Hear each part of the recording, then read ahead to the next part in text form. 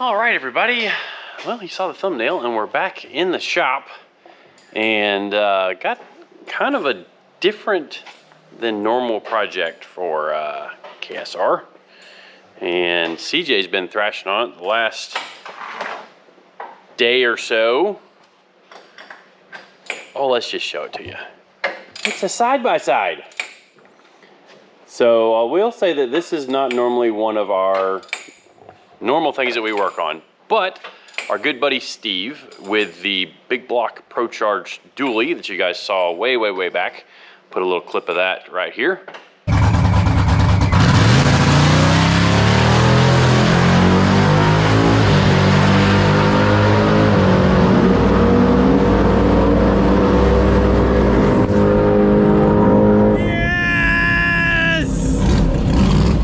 Yeah, this is Steve's buggy. Steve's got a little bit of acreage down in Ocala where he lives, and this thing apparently is like already a 100-mile-per-hour buggy, but we're gonna make it better.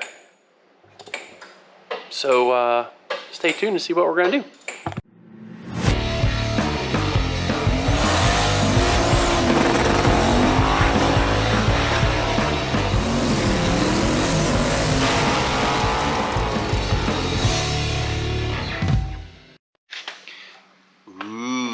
Billet in CJ's shoe. Howdy. So this is the little motor that's out of this buggy, and apparently with the turbo and like 5 pounds of boost, this thing makes like 200-ish horsepower. 200, 190, what do you say? 190, I think. 190. All right, so 190 horsepower in that, you know, it's a pretty good ride. And I actually test drove this the other day when Steve dropped it off, and I've driven some other side-by-sides, but this one's was already kind of fun. So it's got a sequential transmission. You can see the paddle levers there. So unlike I borrowed Cletus's Can-Am for that trip I went to the Tennessee mountains with, where that's just I guess that's like a CVT kind of thing in transmission, like constantly adjusting gear ratio transmission deal. But this thing actually has 5 different speeds that you can click through on the shifter there. So already 100-mile-an-hour capable, 200 horsepower-ish, but at only 5 pounds of boost. Where'd you put the turbo? On his cart? Oh yeah, there's this cute little turbo. So apparently this turbo is good for quite a bit more horsepower.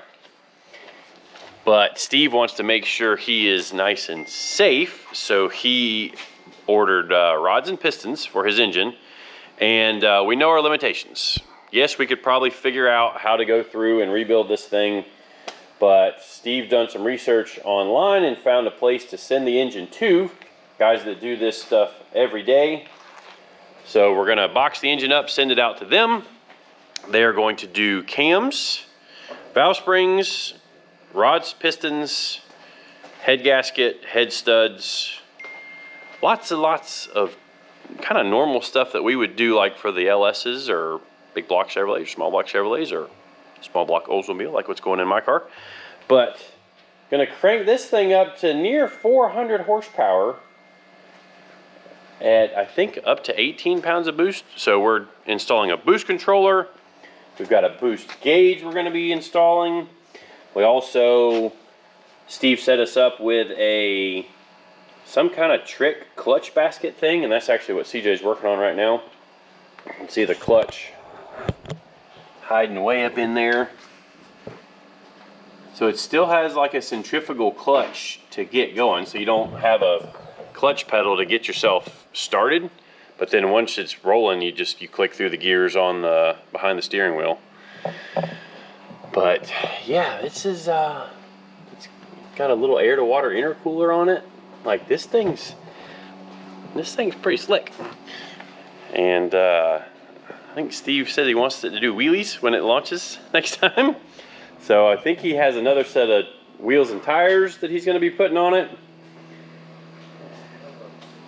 But yeah, for now we've CJ took it all apart, got everything kind of shelved on our cart here. We actually have to change the injectors on the that go into the throttle bodies and do a little cleaning up, because this is the inside of the pipe and it's kind of dusty. So I kind of want to look into the filtration setup and make sure that it's filtering properly. So I don't know if you can see in there, but yeah, so that's clean. And then this is after the air filter and it's still getting that dusty. That's all the factory air filter setup. So maybe see if we can come up with some kind of better filtration setup for that, so that we're not drawing in dust and dirt into a fresh engine, you know, with fresh rings, rods, pistons, all that good stuff. So I guess this is the old clutch stack. Yeah. Man, that's a lot of clutches. It actually doesn't look that bad. Well, I mean, stock clutches, stock horsepower. It had some juice on it. Yeah, but I mean, they design it for that, right? Not from the videos I've seen. All right, well, in other parts of the shop, Eddie and I have been working on the old Viper, getting it ready. And yeah, again, you know, this was kind of a big project. So for sportsman racing, the car did not need a dash bar to be legal. For the SCCA Pro Racing, that is the Trans Am series, they wanted us to have a dash bar. And they gave us, I believe it was a 2-race grace period. We might have pushed it a little beyond the grace period. We did. So we went in and eliminated the factory dash support. It's like a magnesium piece actually, which is somewhere around here. Where did we have that piece at? It's over in the corner. So this is the original dash structure here. And believe it or not, that's only like 8 or 9 pounds for that whole piece. That piece is magnesium. So we can't do any welding or anything to that. But we fabricated a bar here, welded it in, tied it back to the factory firewall in a couple of spots. One there. This is the hoop for the window net. But in doing all of that, you know, it creates a bunch of other problems. And the issue we ran into, or one issue we had at Lime Rock, that we kind of just fixed it by just rigging an extra wire in. Something in the key switch, the factory key switch, quit working. And so on his qualifying run, he comes down the hill and all of a sudden the car shuts off. The rest of the car had power, but it did not have, the ignition and the ECU itself did not have power. Where's your new dash pieces? The new, like the gauge bezel. Oh, Hiding over there.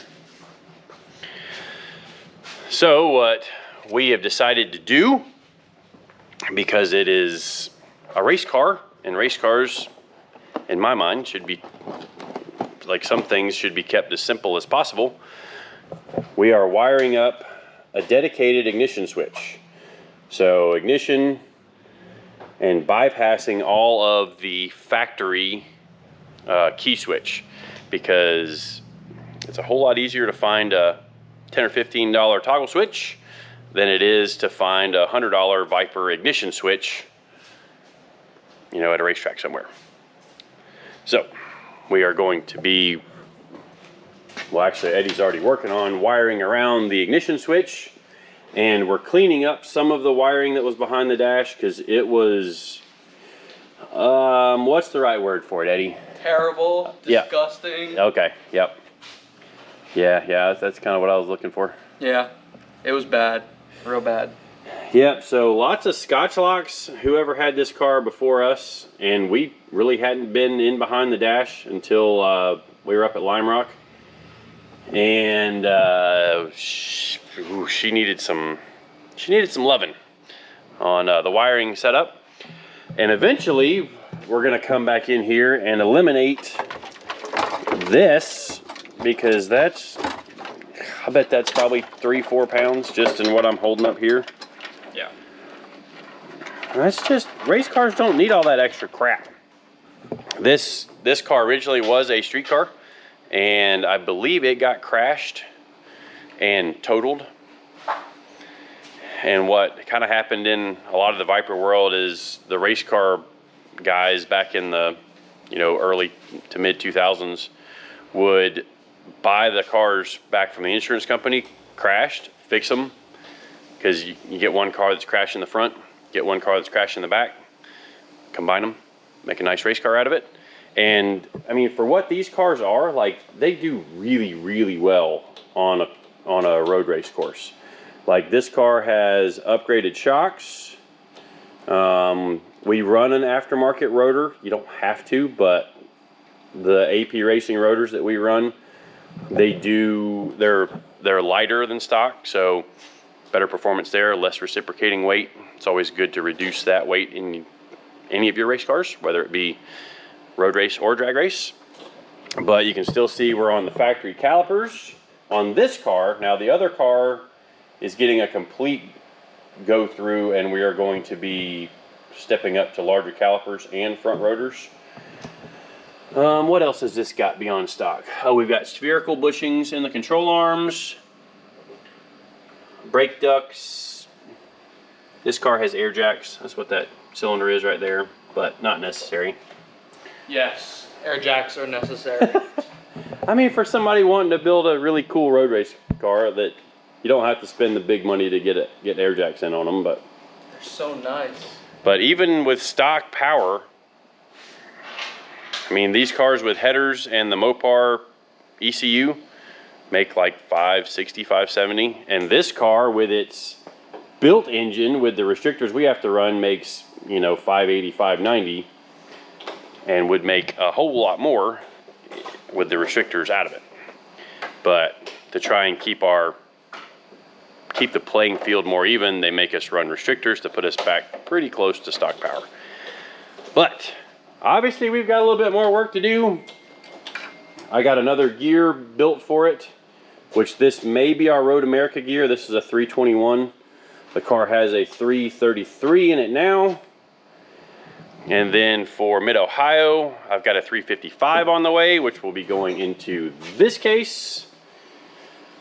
So, you can just swap a complete whole differential in and out of the car. And yeah, that's what we do to get the car ready between races.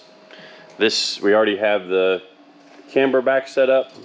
So that's kind of one of the things we do between different tracks, is adjust the camber to better match the track. Now, luckily, the next 3 tracks that the car will be going to, it's kind of a similar setup.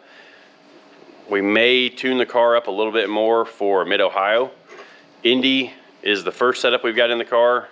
And if we leave the Indy setup in for Mid-Ohio, it will be okay at Mid-Ohio, but we could maybe make it a little bit better by being more aggressive with the camber, because Mid-Ohio is lower speed and a lot more lefts and rights, so we can get more aggressive with the camber setup on it. Indy is mostly rights. Road America, mostly rights. At least all the really important corners, the high-speed stuff, is all right-hand corners. So we kind of tune, you know, a little bit more camber on the left side of the car, a little bit less on the right side of the car when the track is set up like that. Lime Rock, we had barely any camber on the right side of the car because it was pretty much all right-hand corners. But yeah, let's I guess we'll set up a time lapse here and go over all the stuff we're doing and talk to you guys in a minute.